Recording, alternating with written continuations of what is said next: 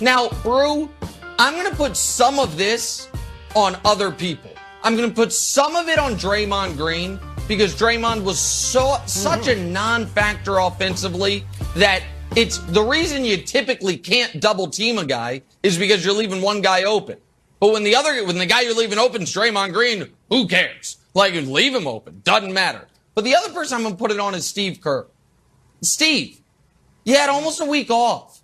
It's the NBA Finals. Steph is an all-time conditioned athlete. He can play 44 minutes, man. He sat him for, I know, and I understand it's their regular rotation. Warriors fans get mad at me whenever I point this out. They're like, oh, you don't watch us play. This is how he always does it in the regular season. It's not the regular season. To sit for the first 6 minutes of the second quarter when you have just had that first quarter, I thought was too long. And to then, he sat him in the final 40 seconds of the third to steal a little bit of rest. And I know he only sat him for like 3.5 minutes in the fourth. Still felt like it was too much. Felt like you needed to get him back in immediately. Steph Curry can play 44 minutes. He certainly can play 42 minutes. So I thought Steph wasn't great after that first quarter at all. And I don't think it was an all-time performance. I thought it was an all-time quarter. But I also think his coach and his teammates could have helped him out a hell of a lot more. Nick, it's interesting. As I'm watching this game, all right, and I was still doing my radio show, The Odd Couple, the last hour of the show when the game started. I'm watching Curry in the first quarter drain his 6 3-pointers, and I'm thinking about the comment you made yesterday where you were saying he hasn't had that iconic moment in the finals like Jordan and Kobe and all the other greats have. And I actually said it on the air. I mentioned what you said, and I said, this is his moment. And I did say this. They got to win the game and the series for it to stick.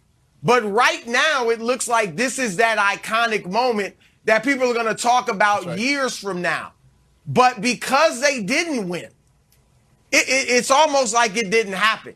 Real talk. It is almost like it didn't happen. And I got to say this. I don't want to take anything away from the 21 points. But scoring 21 points today in the first quarter and getting your team out to a big, first quarter, it isn't what it used to be. Because we obviously saw in the fourth, like leads, the game is never over. A 21-point quarter back in the day, I covered LeBron, if I remember correctly, had 21 in a playoff game against Boston in 2010. I think it was his last year in Cleveland. And the game was over. When Jordan had his first half against Portland with 35 in the first half, the game was over. Like, that's not the case anymore because of the three-point shot. Now, I think I disagree. I think you'll disagree with me on this, Nick.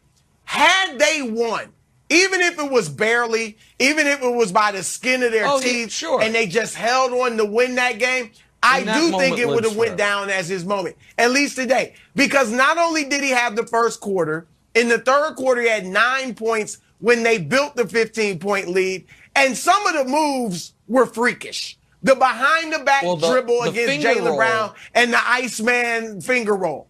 And then the up-and-under scoop shot against – right, and that was the same play where he goes behind the back to shed Jaylen Brown and then does the Iceman finger roll. And then the up-and-under scoop shot over Derek White. So he had several moments, but because they lost Wilds in the fashion they lost in, and he was scoreless in the last 6 minutes, it looks like it was more style over substance. And that's why you can't rack it up as a great game. Here's what I would say. And listen, I think aside from the first quarter, it was a bad game. I think that now that's not totally fair. Like overall, would I call it a bad game? No, but quarters 2 through 4, he had, to me, and aside from quarters 2 through 4, he had about a 5-minute segment where he was very good and during that stretch in the third quarter, and the rest of it, very little impact. And again, a lot of that's not on him because the spacing was so bad aside from Steph, all of that. But Wilds, I don't think they had to win. I think 2 of the most iconic finals games ever came in losses. Isaiah Thomas's 43 points, 25 and a quarter on a sprained ankle, they lost. LeBron's 51-8-8 to open the 2018 finals, the J.R. Smith game. They lost. But so Steph could have had an iconic game that they lost. He also didn't finish it off. If Steph would have finished with 45 after the 21-point first quarter, if he would have, once the Celtics took the lead in the fourth, started bringing the Warriors back, but then they lose. But it wasn't that. It was that he had 13 points on 16 shots after the first quarter. So I don't think that it's just, because they lost, it can't be an iconic game. People still bring up Jordan's 63 in a loss. Like, you have iconic losing performances. This wasn't that. This was a transcendent quarter that was a little self-inflicted by Boston. We have seen Steph be unguardable, Wilds. That wasn't what it was. Yep. This wasn't Steph exactly pulling up from 36 with a hand in his face. It was Steph being like, you got to be kidding me. Do you guys not know who I am? Okay, I'll make the shot. And I give him credit for it. But a lot of that Boston did to themselves.